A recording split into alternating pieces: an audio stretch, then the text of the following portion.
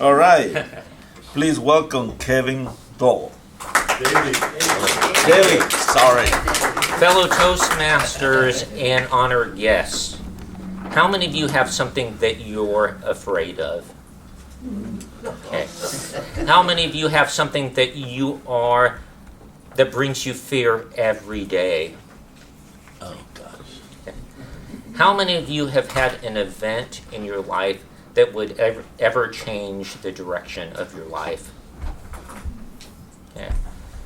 Today I'm going to tell you about a personal journey that I've been going on the last few years. For exercise, I really enjoy hiking. And I would just run past people on the trail. I'd even occasionally see a friend of mine that used to be an NFL player, and I would just buzz by him on the trail.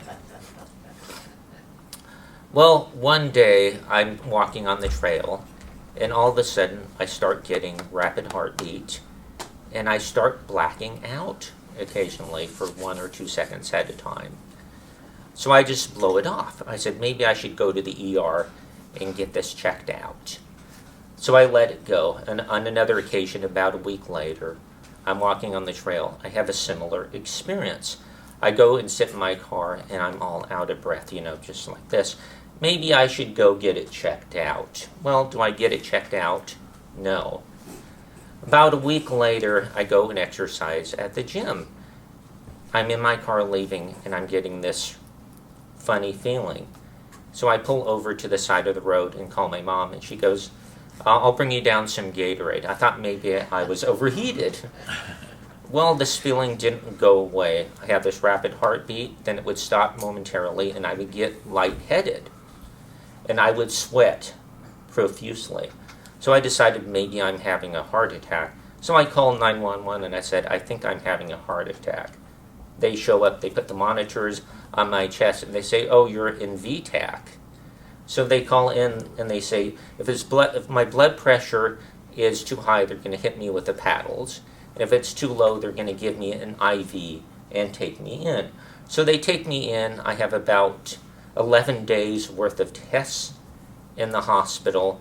And I have a cardiologist, an electrophysiologist who specializes in heart rhythm conditions fighting over what kind of care that they think I should have.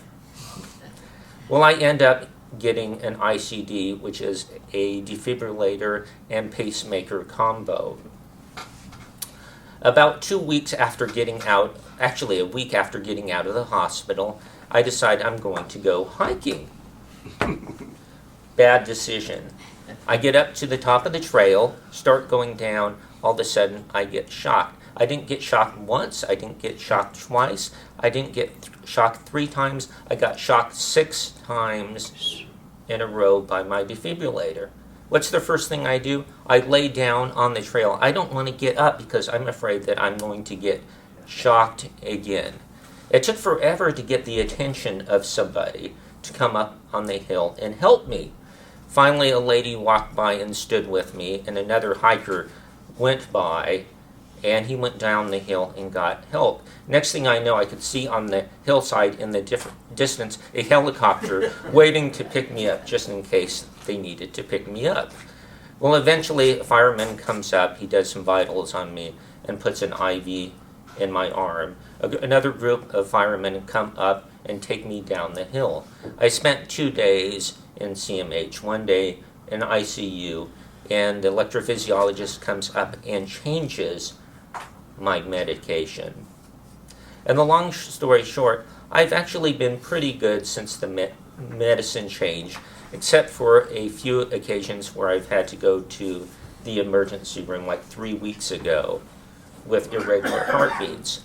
Luckily, it hasn't been a life-changing episode, but it's completely changed my life. So how am I getting along now? The doctor tells me I have 2 options.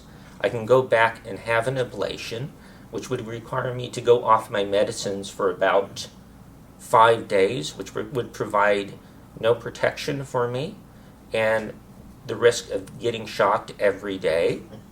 Or I can stay the rest of my life on these medicines that have really bad adverse side effects. such as being drowsy during the day, not being able to sleep very well at night, having ringing in the ears, and having bad indigestion about 50% of the time. So that's the challenge that I am dealing with currently.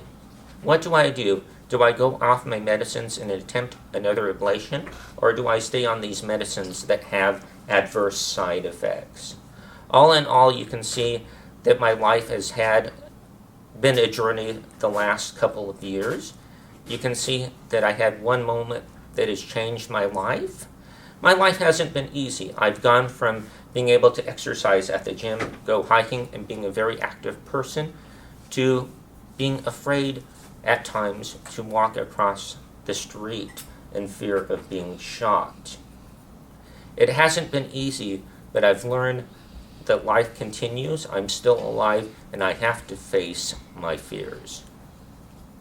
All in all, I am blessed to be alive. I could have died on the night that I was hiking, but I'm still here.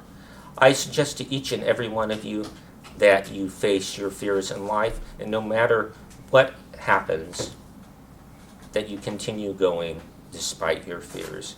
Mr. Toastmaster. Thank you, Kevin.